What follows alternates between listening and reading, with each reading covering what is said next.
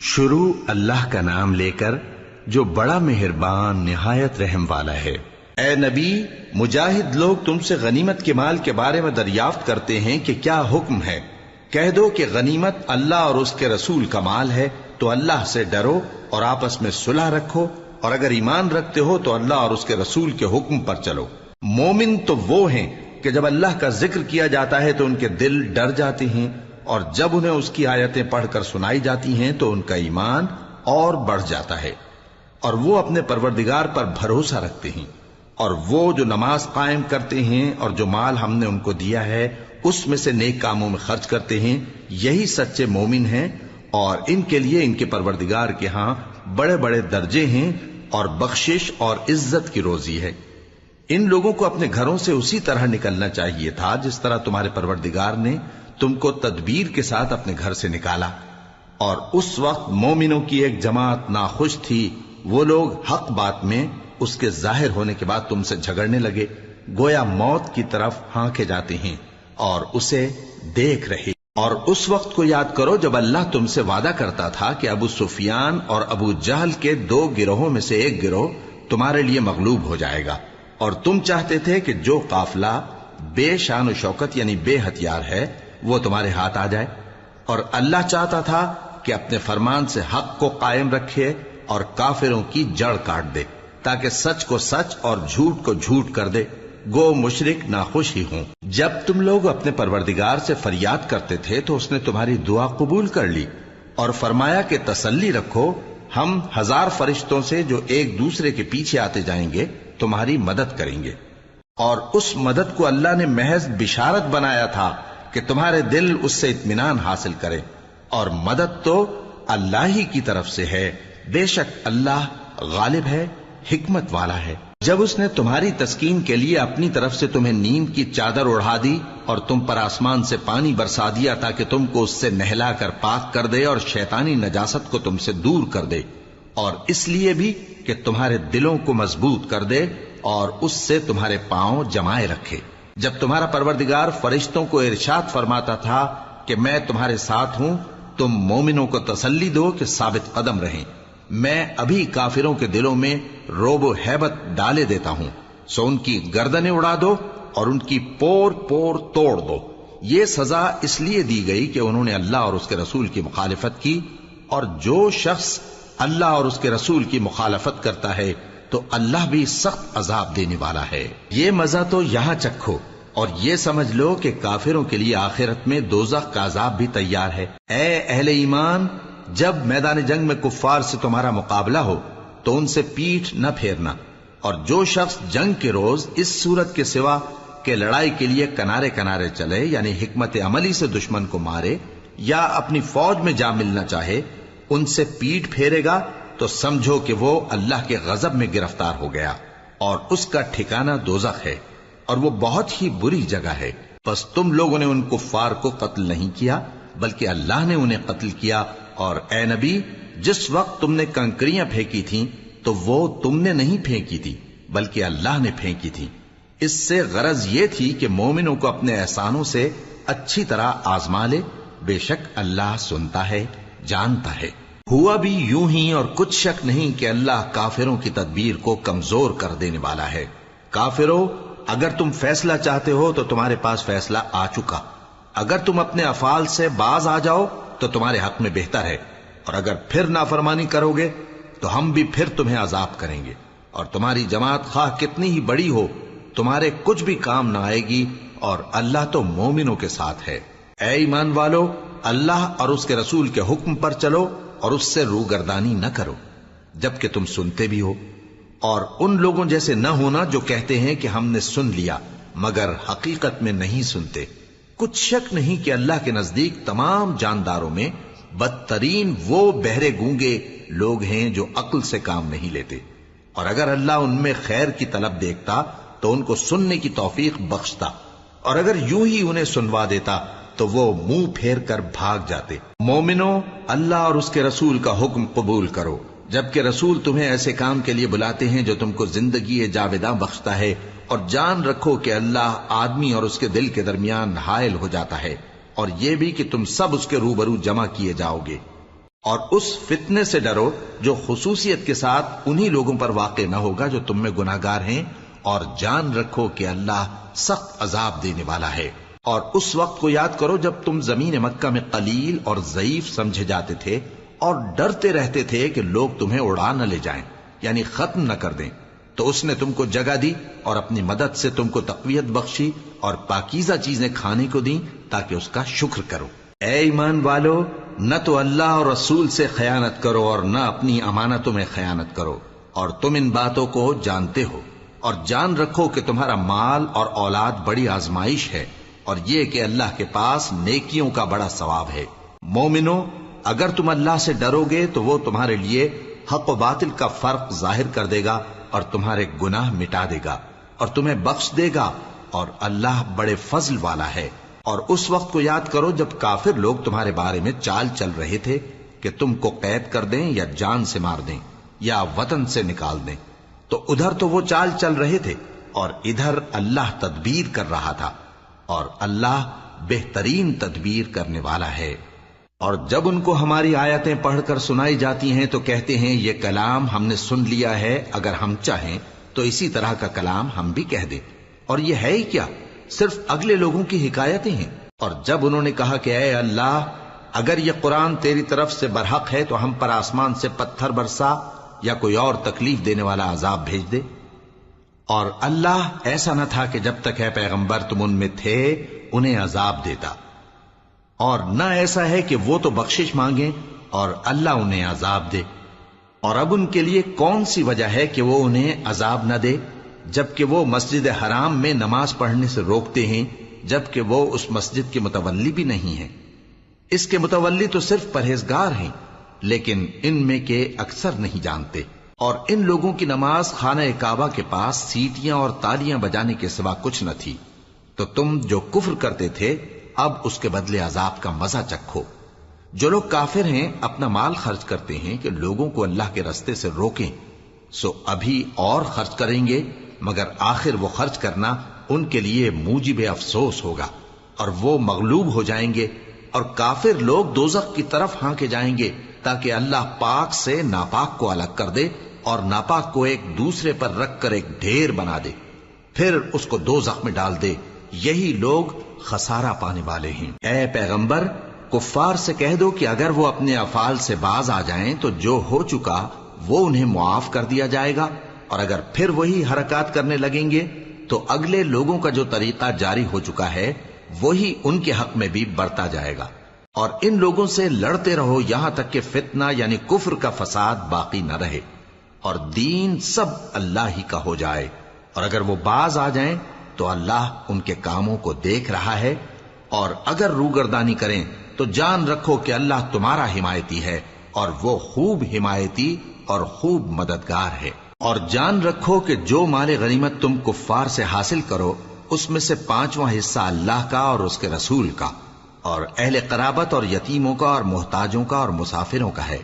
اگر تم اللہ پر اور اس نصرت پر ایمان رکھتے ہو جو حق و باطل میں فرق کرنے کے دن یعنی جنگ بدر میں جس دن دونوں فوجوں میں مٹ بھیڑ ہو گئی تھی ہم نے اپنے محبوب بندے محمد صلی اللہ علیہ وآلہ وسلم پر نازل فرمائی،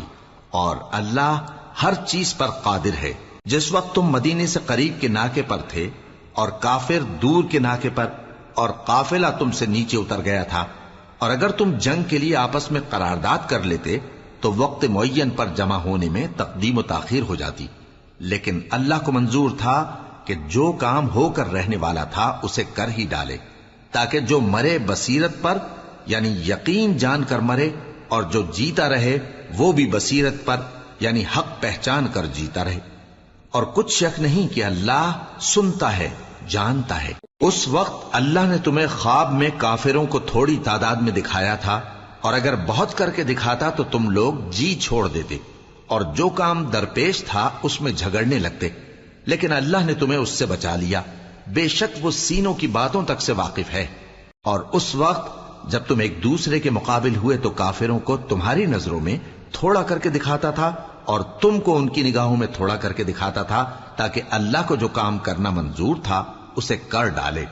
اور سب کاموں کا رجوع اللہ ہی کی طرف ہے۔ مومنوں، جب کفار کی کسی جماعت سے تمہارا مقابلہ ہو تو ثابت قدم رہو اور اللہ کو بہت بہت یاد کرو تاکہ مراد حاصل کر لو، اور اللہ اور اس کے رسول کے حکم پر چلو، اور آپس میں جھگڑا نہ کرنا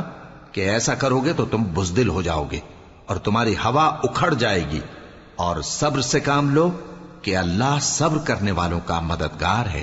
اور ان لوگوں جیسے نہ ہونا جو اتراتے ہوئے یعنی حق کا مقابلہ کرنے کے لیے اور لوگوں کو دکھانے کے لیے گھروں سے نکل آئے اور لوگوں کو اللہ کی راہ سے روکتے ہیں، اور جو اعمال یہ کرتے ہیں اللہ ان کا احاطہ کیے ہوئے ہے۔ اور جب شیطان نے ان کے اعمال ان کو آراستہ کر دکھائے اور کہا کہ آج کے دن لوگوں میں سے کوئی تم پر غالب نہ ہوگا اور میں تمہارا رفیق ہوں، لیکن جب دونوں فوجیں ایک دوسرے کے مقابل صف آرا ہوئیں تو پسپا ہو کر چل دیا اور کہنے لگا کہ مجھے تم سے کوئی واسطہ نہیں، میں تو ایسی چیزیں دیکھ رہا ہوں جو تم نہیں دیکھ سکتے،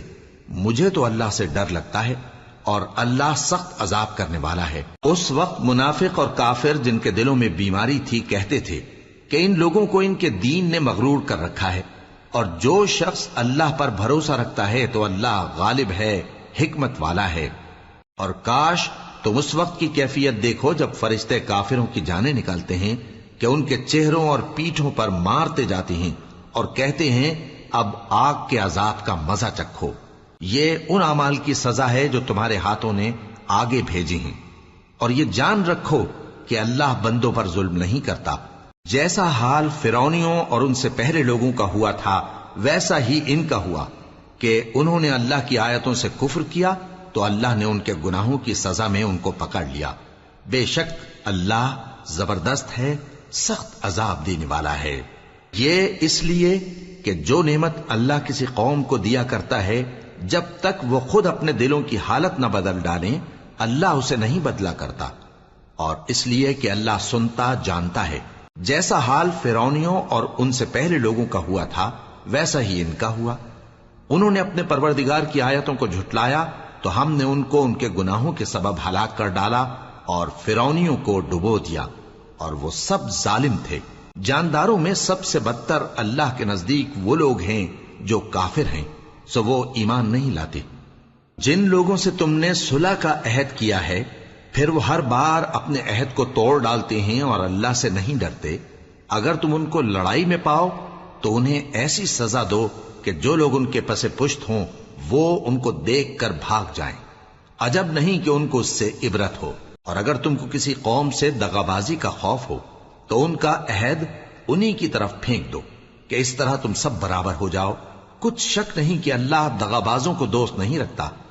اور کافر یہ خیال ہرگز نہ کریں کہ وہ آگے نکل گئے ہیں، وہ ہمیں عاجز نہیں کر سکتے۔ اور جہاں تک ہو سکے فوج کی جمعیت کے زور سے اور گھوڑوں کے تیار رکھنے سے ان کے مقابلے کے لیے مستعد رہو کہ اس سے اللہ کے دشمنوں اور تمہارے دشمنوں